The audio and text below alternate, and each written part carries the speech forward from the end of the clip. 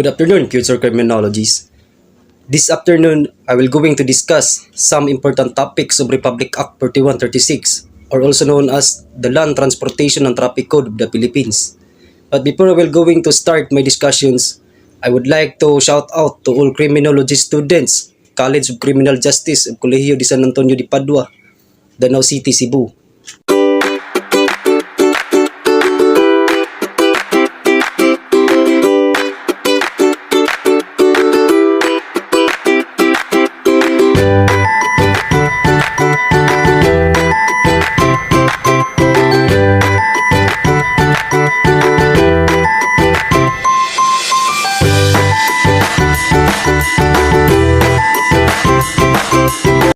So let's start our discussions. According to Republic Act 4136, or also known as the Land Transportation and Traffic Code, as the general rules of road use and conduct, which include the general prohibitions and restrictions, are the basis of the traffic rules in the Philippines. So these are our topics of Group 4.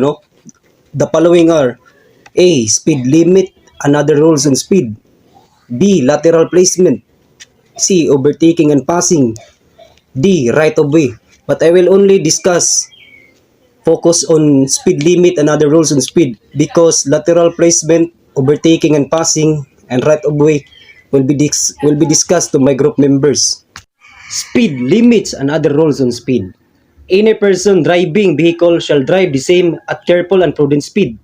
When we say prudent speed, it is showing care or with due care of a driver while driving his motor vehicle or motorcycle in a roadway or in the highway. No person shall drive at such speed as to endanger the life and property. Under the speed limit and other rules on speed, there are specific topics that we are going to discuss. Number 1, maximum allowable speeds. Number 2, exemption to the speed limit. Number 3, uniform speed limits throughout the Philippines. And we will discuss that one by one. Now here is my question. What is the maximum allowable speeds allowed by the LTO?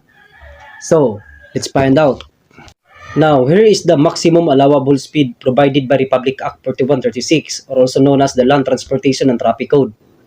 The rate of speeds of any vehicle shall not exceed the following per hour.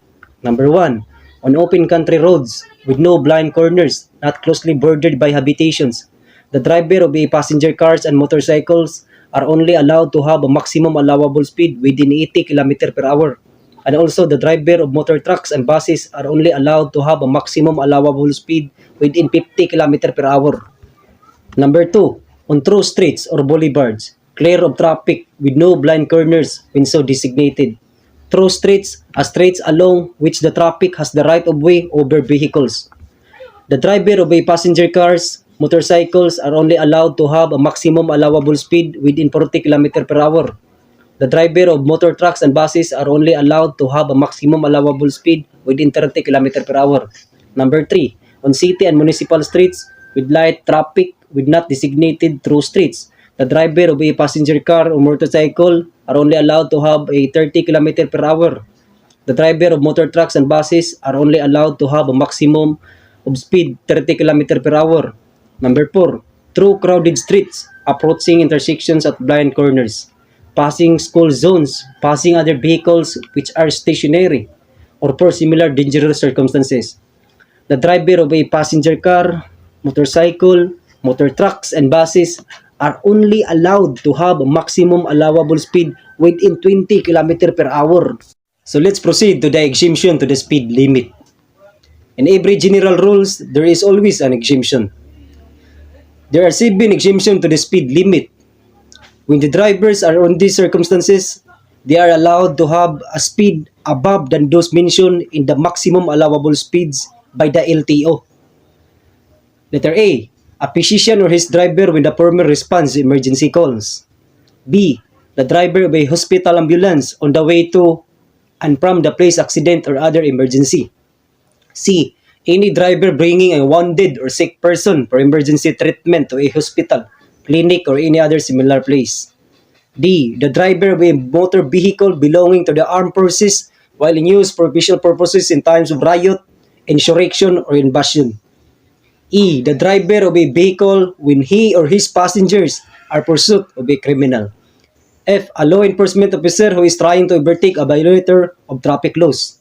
G. The driver operating a vehicle of any fire department, provided that exemption shall not be construed to allow useless or unnecessary fast driving of drivers aforementioned. So let's proceed to number 3, uniform speed limits throughout the Philippines. So my question is, are the provincial, city, or municipal authority shall enact or enforce any ordinance or resolution specifying maximum allowable speeds other than those provided by Republic Act 4136? The answer is no. According to Republic Act 4136, provided in the uniform speed limits throughout the Philippines, no provincial or city or municipal authority shall enact or enforce any ordinance or resolution specifying maximum allowable speeds other than those provided by Republic Act 4136. So that's all for today, And thank you for watching. And the other topics will be discussed to my group members. Lateral placement, overtaking and passing, and right of way. Have a nice day. Good day, I'm Rasmi Tito. So we'll discuss the next topic, which is lateral placement. So lateral placement is the proper positioning of the motor vehicle while traversing a traffic way or while parked. So there's a 3-way how to park properly while traversing a traffic way or while parked. So, proper positioning while traversing, proper placement while on parallel parking, proper placement while parked diagonally. So first is perpendicular park. So the perpendicular park, your vehicle is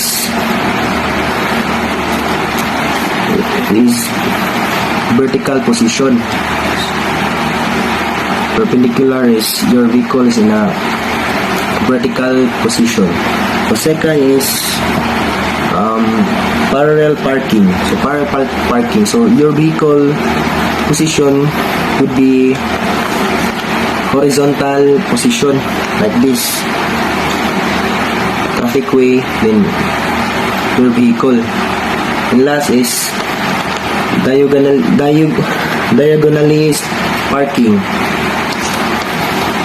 So your vehicle is slant. It parks slant. So the purpose of the lateral placement is the vehicle would be uniform. Like you should park it properly. Either you are in traffic way or while parked. Like for example, you're in traffic way, then you park your vehicle into a slant. So it can cause traffic congestion because you park your vehicle in a slant way and the other vehicle can't pass easily. So that's all for the lateral placement topic.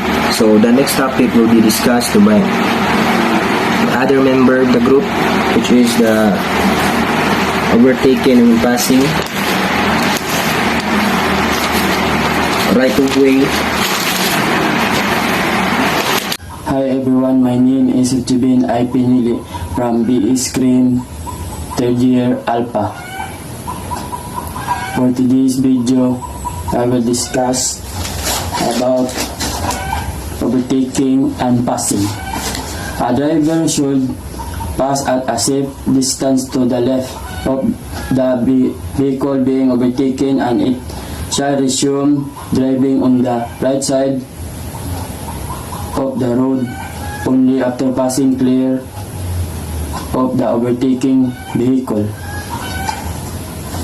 The general rule for overtaking is to pass at a safe distance to the left of the vehicle being overtaken. For example, if you're driving behind a slowly vehicle on a two-lane road and there enough space to pass safely, you should move to the left lane, ensure it's clear, overtake the vehicle and then resume driving on the right side of the road. After passing clear of the overtaking vehicle, this helps maintain a smooth flow of traffic and reduce the risk of collision. Always check the blind spot and signal your intent to overtake before chasing line. I draw this something example to clear, also to understand. Look at this. Car number 1 is behind car number 2. And car number 1, he is trying to overtake because car number 2 is slowly. Car number 1, before he overtakes, he look at blind spot or to look at this line clear. Car number 1 signal left to the right, so he want to overtake car number 2. Car number 1 already overtake, and car number 1 need to resume to the right line. So car number 1 signal light to the right, so he assumed to back to the line, car number 1. So car number 1 signal to the right, so car number 1, he is resume the right line. And that's all. Thank you. Good day everyone. My name is Aldrin R. Piñas, this criminology student in Section Alpha. Today, I will discuss overtaking in a 4-lane two-way section. On the highway, with 2 or more lanes, where traffic goes on one direction, another vehicle may be overtaken on the right. And then, I will draw a 4-lane two-way street. Shoulder lane and a solid lane, broken lane.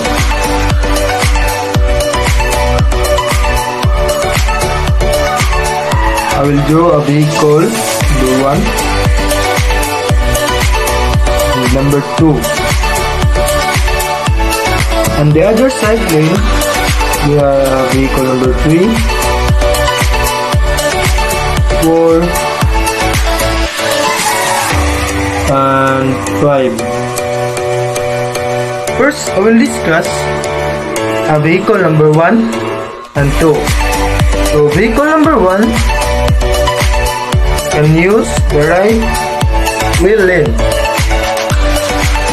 in passing and overtaking vehicle number 2.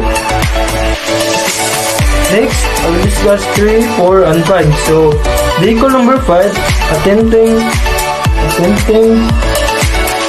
overtake vehicle number 4 using a shoulder of the road, which not only a violation of the rules but also dangerous because he might hit something on the shoulder.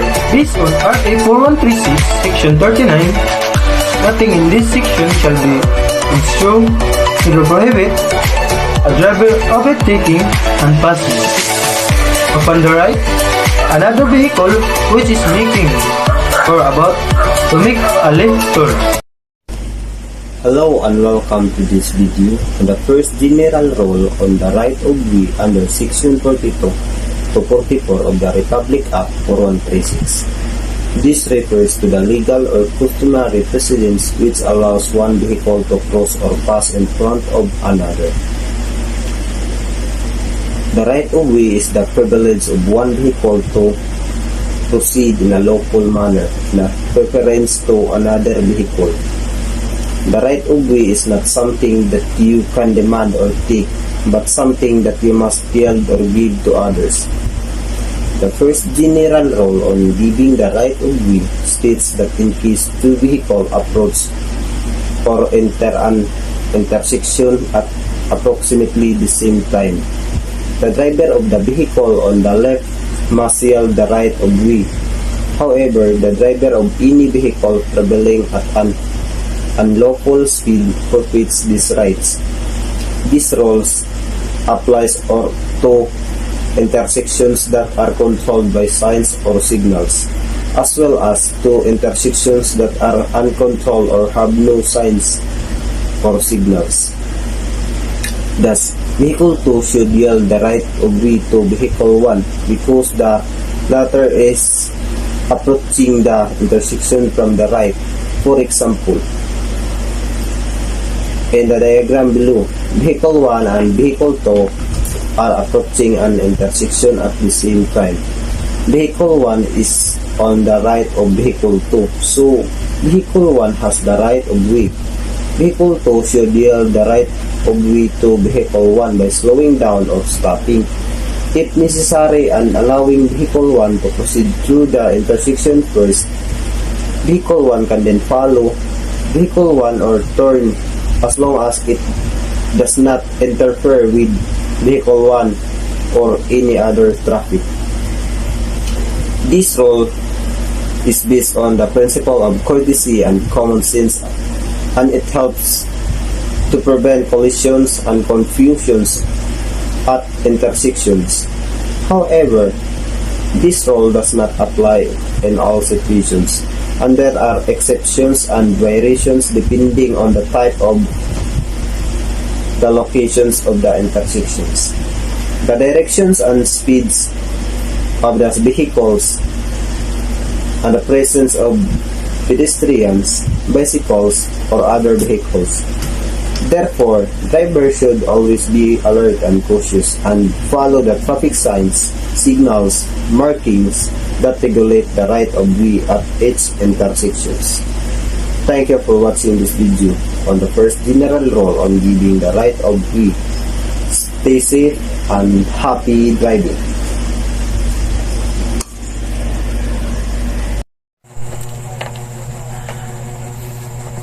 Hello everyone, my name is Earl Navales, BS Criminology student from Section Alpha in Colegio de San Antonio de Padua. Before I will start my discussion, this subject course is Traffic Management and Accident Investigation with Drive. And my topic is all about the giving the right of way of vehicle. In case of vehicle approaching but has not yet entered the intersection, each driver shall yield the right of way to vehicle already in such intersection, or turning therein to the left across the line of travel of the first mentioned vehicle. In this case, if a vehicle approaching but not yet entered the intersection, the driver of the left vehicle has a right of way to enter the intersection or turn to the left side so that the other vehicle will not collide to the other vehicle of the left side. And the second general rule of the giving the right of way, if two cars get to an intersection at the same time, the one to the right have a right of way. So both of you reach the intersection simultaneously. If the other driver is crossing from the right side, you must give way. And I will show the picture that the giving the right of way. This picture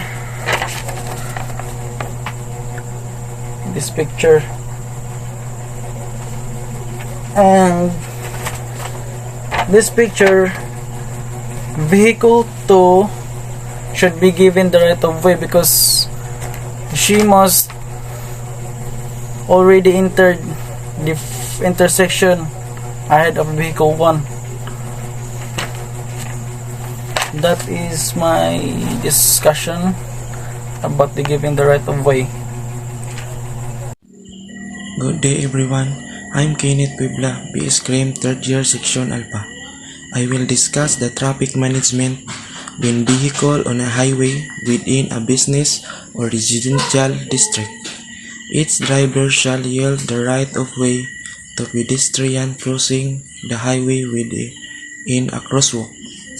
According to traffic regulations, when a vehicle is on a highway within a business or residential district, the driver of the vehicle must yield the right of way to pedestrians who are crossing the highway using a marked crosswalk.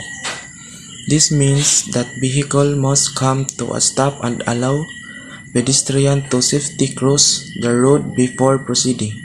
It is important for drivers to be aware of their surroundings and watch for pedestrians at crosswalk, especially in areas with higher pedestrian traffic. Yield the right of way to pedestrian promotes safety and helps create a pedestrian-friendly environment. Right of way rule on crosswalk. The right of way rule on a crosswalk state the pedestrian have the right of way when crossing the road within a marked crosswalk or at an unmarked crosswalk at an intersection. This means that vehicle must yield to pedestrian and come to a complete stop to allow them to safely cross the road. Pedestrians should always exercise caution and make sure it is safe to cross before stepping onto the crosswalk. They should wait for vehicle to come to a stop before crossing. Vehicle should give the right of way to pedestrian crossing on the crosswalk across its path. According to traffic rules and regulations, who are crossing on the crosswalk across their path. This means that vehicle must come to a complete stop to and allow pedestrian to safely cross the road before proceeding. It is important for drivers to be attentive and watch for pedestrian at crosswalk, especially when making turns or approach intersection.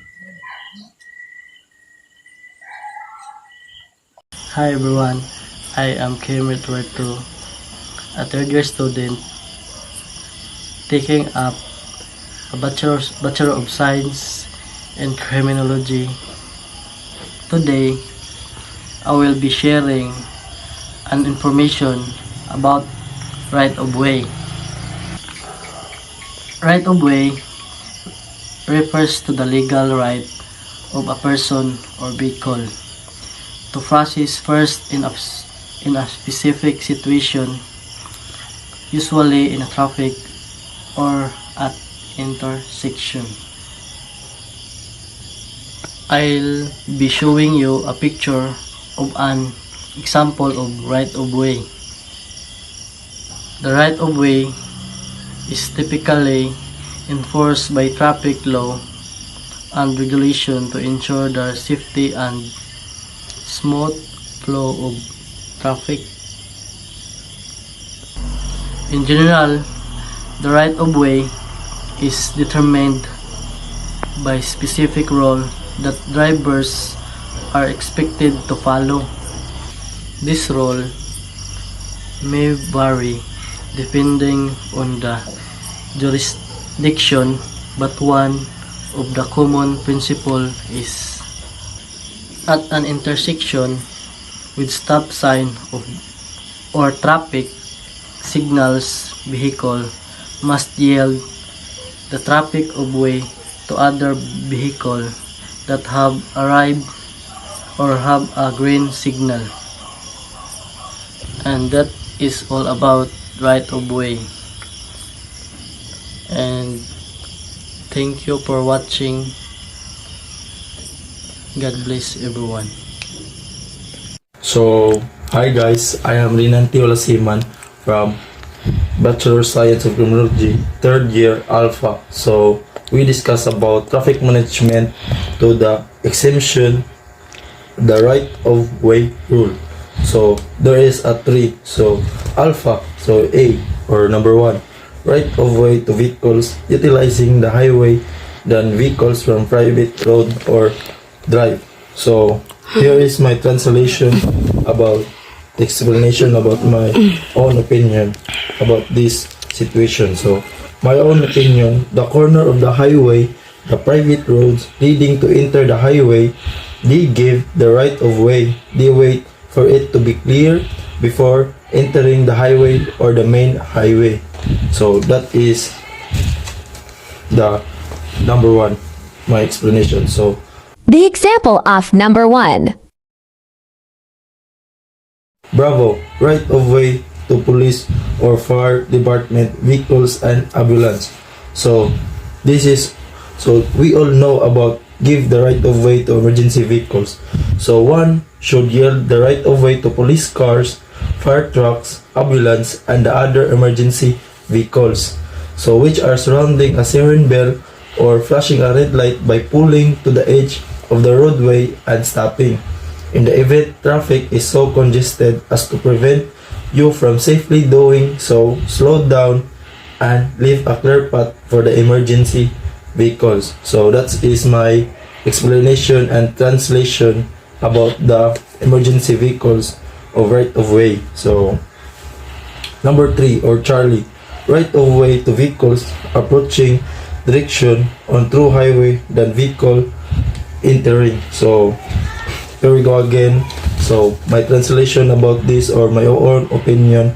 So the two cars are coming from the highway or the intersection, and the one coming from through highway or corner will have the right of way.